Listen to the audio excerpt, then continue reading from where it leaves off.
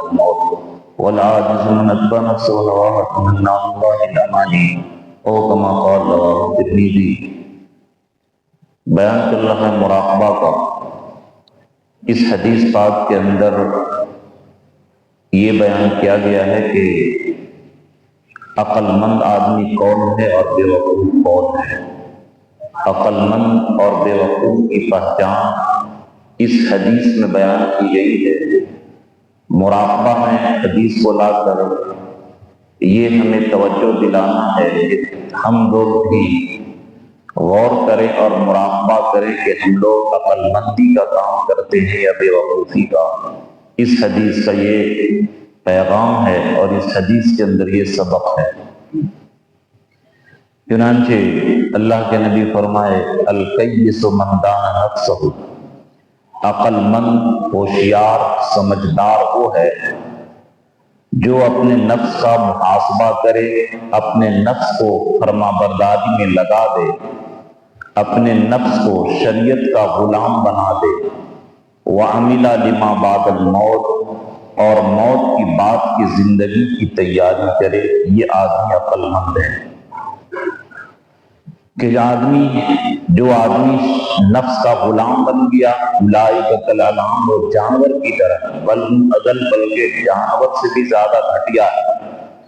اور جو آدمی اپنے نفس کو شریعت کا غلام، شریعت کا تابع بنا دیا، اور یہ جو آیا ہے بزرگوں کو قول حاسبوا قبل ان تحاسبوا، کہ اپنے حساب دینے سے پہلے روزانہ حساب لیا کر۔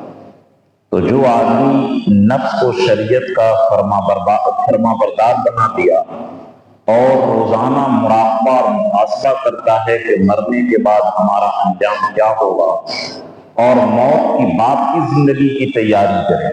یہاں تیاری کا لفظ ہے کہ جس طرح جو لڑکا ڈاکٹر بننے کی تیاری کرتا ہے تو ایسا نہیں کہ 1 گھنٹہ 2 گھنٹہ پڑھا، بلکہ 1-2 گھنٹہ کام کے لیے نکالتا ہے، بلکہ 24 گھنٹہ میں سے 12-15 گھنٹہ تیاری کرتا ہے۔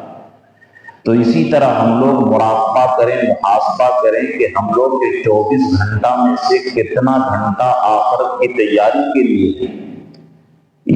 اس کا یہ مطلب نہیں کہ ہم صرف مسجد میں بیٹھ کر کے ذکر و اذکار کریں، دکان میں ہیں، کاروبار میں ہیں، شریعت کے مطابق ہیں تو وہ بھی عبادت میں شمار ہوگا۔ یہاں تک کہ بیوی بچوں سے ہنسنا بولنا شریعت کے مطابق ہو، وہ بھی عبادت میں شمار ہوگا۔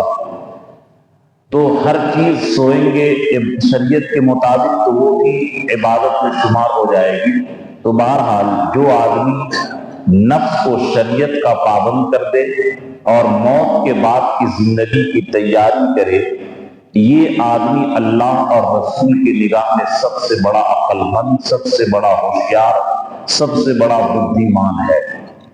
اور ہم لوگ سمجھتے ہیں کہ جو لڑکا زیادہ پیسہ کمائے، جو لڑکا زیادہ دولت اکٹھا کر لے وہ آدمی عقل مند ہے۔ یہ دنیا والوں کی نگاہ میں ہے، اللہ اور رسول کی نگاہ میں نہیں ہے۔ اب اس کے برخلاف بے وقوف کون ہے اس کو سنیے۔ والعاجز من اتبع نفسه هواها وتمنى على الله الاماني، اور بے وقوف وہ ہے جو اپنے نفس کی خواہش کی پیروی کرے اور اللہ سے آرزو لگائے اور اللہ سے لمبی لمبی آرزو رکھے۔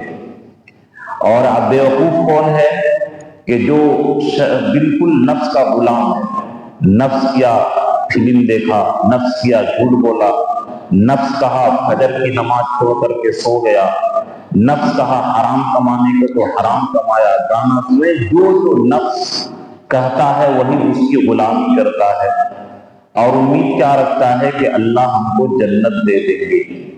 تو یہ آدمی بڑی بیوقوف ہے۔ جیسے مثال کے طور پر مثال سمجھیے کہ ایک آدمی آپ کے ہوٹل میں کام کرتا ہو یا آپ کے دکان میں کام کرتا ہو، کام تو کرے آپ کے یہاں اور مزدوری مانگنے جائے، تنخواہ مانگنے جائے دوسرے کے یہاں، تو سب اس کو پیٹیں گے کہ بیوقوف کام دوسرے کے گھر کرتا ہے اور تنخواہ مجھ سے مانگتا ہے۔